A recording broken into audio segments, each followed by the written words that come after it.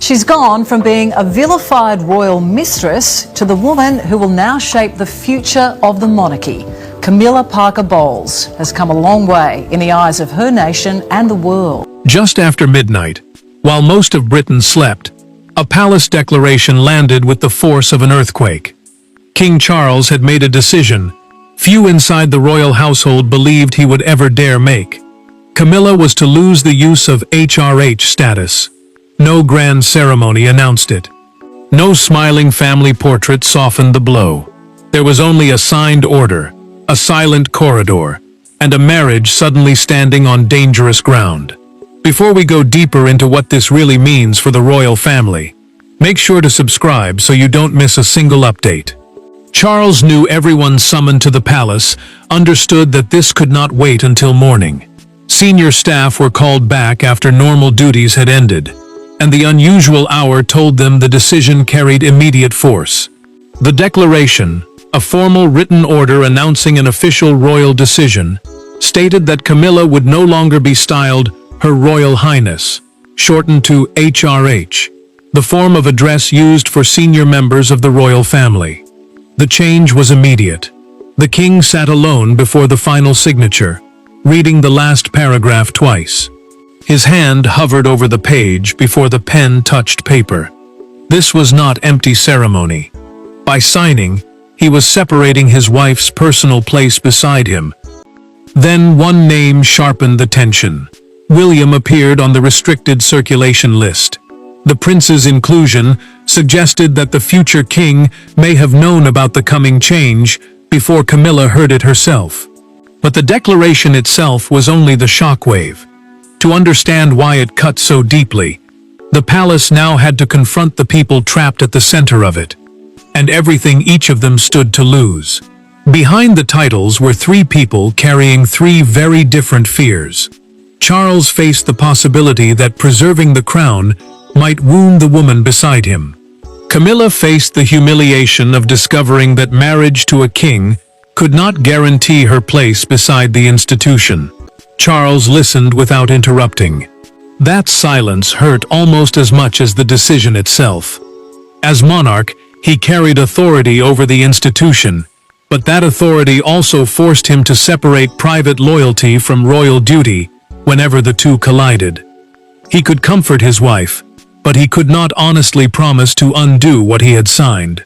The more carefully he chose his words, the more clearly she understood that the declaration was staying in place. William felt the same tension from the opposite side.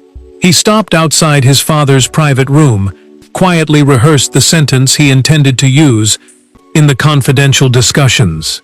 And when palace officials traced the crisis backward, every path seemed to lead to the same encounter. The moment when disagreement stopped being private and became impossible for Charles to ignore.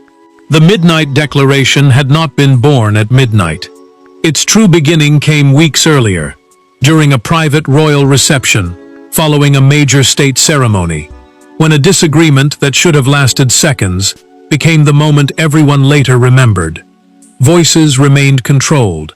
No public scene erupted.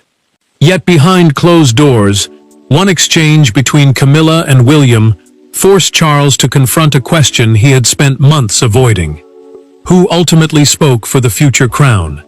Tension had already been building around ceremonial authority and access to planning discussions that would shape the next reign. These meetings mattered because they decided who represented the monarchy, who influenced major appearances, and whose decisions would survive beyond Charles's time as king. The monarch had tried to contain those disagreements privately, trusting that family loyalty could keep institutional questions from becoming personal warfare. For a while, that approach held. Then Windsor changed everything.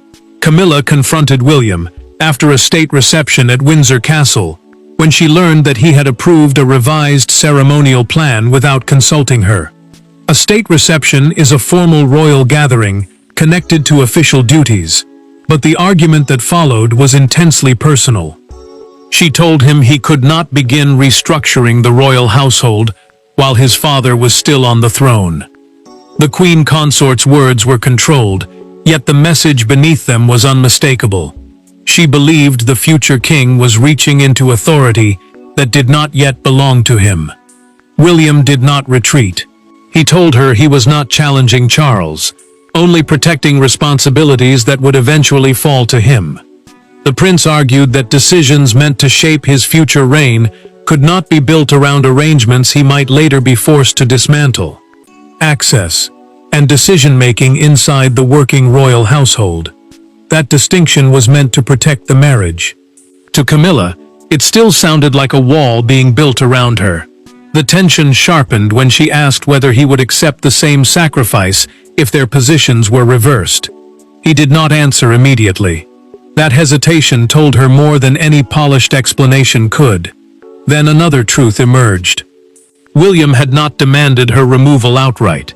The prince had raised concerns, but the final judgment came from Charles after he reviewed the accumulated conflicts himself. Camilla could no longer direct all her anger toward the future king. The decision she felt most betrayed by belonged to her husband. She stood to leave, then stopped. "Who gets what you've taken from me?" Charles said nothing. That silence changed the shape of the crisis again. But the cruelest part was still waiting outside that room, because removing authority meant someone else had to inherit it, and the palace had already decided where that power would go. Royal power rarely changes hands with shouting. More often, it moves through rewritten schedules, altered briefings, changed seating plans, and names quietly disappearing from confidential papers. By morning, Camilla's loss of status was already becoming something far more consequential. Charles had not merely approved a new form of address. He had authorized a redistribution of influence, and the people receiving that influence represented the monarchy that would exist long after his own reign ended.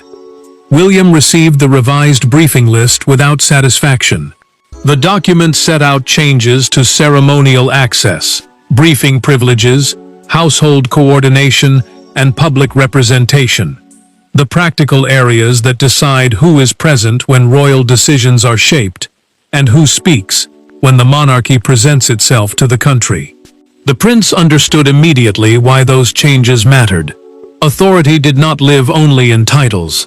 It also lived in rooms, schedules, invitations, and access.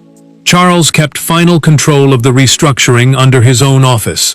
That decision was deliberate. The king would not allow Camilla to claim that William had engineered her removal, and he would not allow his son to suggest that the queen consort had blocked reform. Every final instruction would carry the monarch's authority. That protection also made the personal cost unavoidable. Responsibility for what happened next belonged to him. William studied the revised responsibilities, closed the folder, and told his father he did not want Camilla humiliated. He knew that gaining influence through his stepmother's loss could poison the family if anyone treated the moment as a victory. Charles answered quietly that humiliation had never been the objective, but avoiding consequences was no longer possible. The future king agreed, then added that leaving the overlapping roles unresolved would only have created a worse confrontation later. The transfer went further than Camilla expected. Several consultation duties linked to future ceremonial planning were divided between William and Catherine. Those responsibilities gave the pair greater influence over how the next generation would be represented, while preventing any single royal figure from shaping the future household alone. Catherine accepted the added role carefully, aware that every new responsibility came attached to someone else's loss. One confidential briefing revealed a different side of Charles's decision. He had personally retained several duties connected directly to his wife, rather than allowing them to be reassigned. The king was restricting her institutional power, but he was not allowing the process to become complete exclusion. Somewhere inside the cold machinery of reform, he was still trying to protect what remained of their marriage.